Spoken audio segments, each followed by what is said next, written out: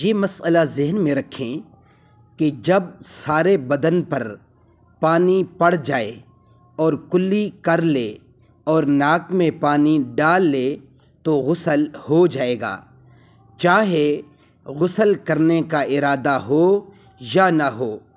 تو اگر پانی برستے میں ٹھنڈا ہونے کی غرض سے کھڑا ہو گیا یا حوض وغیرہ میں گر گیا اور سب بدن بھیگ گیا اور کلی بھی کر لی اور ناک میں پانی بھی ڈال لیا تو غسل ہو گیا۔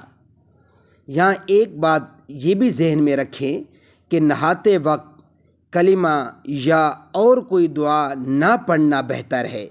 بعض لوگ غسل کرتے وقت بہت ساری دعائیں کلمے پڑھتے ہیں، یہ بالکل غلط بات ہے، یہ بہتر نہیں ہے نہاتے وقت اور غسل کرتے وقت۔